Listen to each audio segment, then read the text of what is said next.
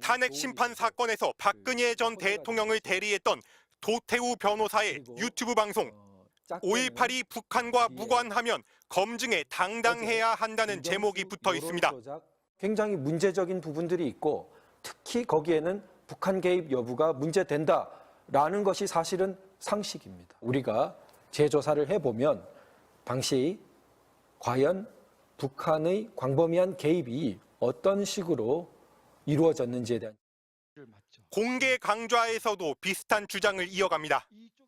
체제 부정적인 흐름이 북과 단 하나의 연결도 없다고 말할 수 있는 사람은 좀 사실을 무시한 거죠.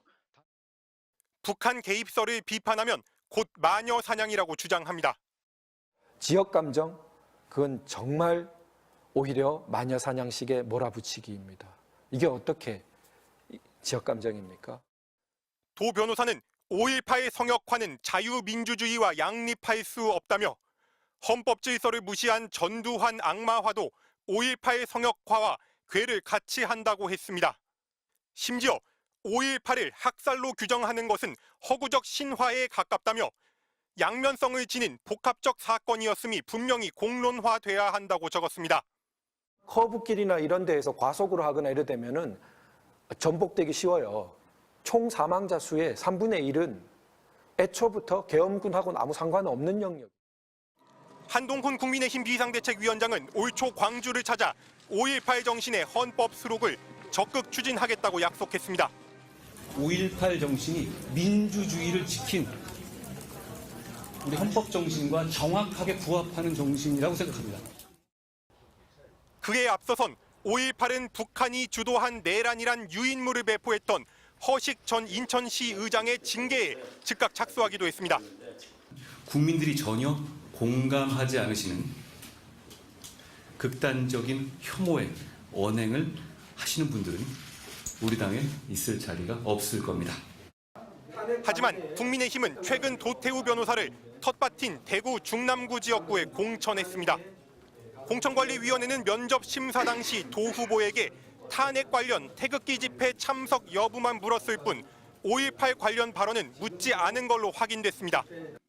MBC는 도 후보에게 여러 차례 입장을 물었지만 답을 듣지 못했습니다. MBC 뉴스 손한입니다.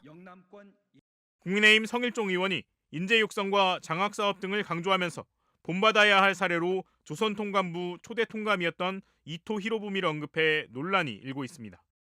연합뉴스에 따르면 성 의원은 지난 3일 서산장학재단 장학금 전달식에 참석해 지난 19세기 중반 일본 막부 정권이 미국의 무력에 굴복해 개항했을 때 영국으로 유학을 떠났던 일본 청년들을 언급했습니다. 성 의원은 일본의 작은 도시 하기에 있던 청년 5명이 유학을 위해 정부에 장학금을 요청했고 정부는 법적으로 장학금 지급이 불가하자 금고문을 열어 청년들이 금괴를 들고 갈 수 있게 해줬다고 말했습니다. 이어 그렇게 공부하고 돌아와 해군 총사령관 등을 했는데 그중 한 사람이 이토 히로부미라며 다음 세대를 키울 제도가 없을 때 금괴를 훔쳐갈 수 있도록 만들어주고 그 금괴로 공부한 뒤 일본을 완전히 개발시켰다고 강조했습니다. 성 의원은 이토 히로부미가 한반도에 끔찍한 사태를 불러온 인물이고 우리에게 불행한 역사지만 일본이 우리보다 먼저 인재를 키웠던 선례라면서 학생들에게 지역사회의 응원을 기억하고 조국을 위해 어떤 역할을 할지 고민해달라고 당부했습니다. 이 같은 발언을 두고 일각에선 인재 양성의 모범 사례로 굳이 일제시대 침략 원흉인 이토 히로부미를 제시해야 했느냐는 지적이 나오고 있습니다. 행사에 참석했던 한 인사는 불행한 역사임을 알면서도 마치 칭송하듯 예로 들어야 했는지 의문이라며 3.1절 이틀 뒤에 열린 행사라 더 적절하지 않았다고 연합뉴스에 밝혔습니다.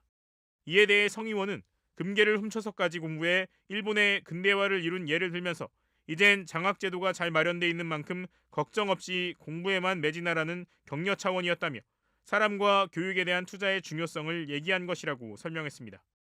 이어 이토 히로부미는 우리의 자랑스러운 안중근 의사에 의해 사살된 인물이라며 이제는 우리나라가 몇 가지 지표에서 경쟁국인 일본을 뛰어넘는 강국이 됐는데 그런 언급조차 금기시하는 것은 그 자체가 열등의식이라고 반박했습니다. 서산장학재단은 성 의원의 형인 고 성완종 전 의원이 1990년 설립한 재단으로 지금까지 2만 6천여 명의 학생에게 약 150억 원의 장학금을 전달했습니다.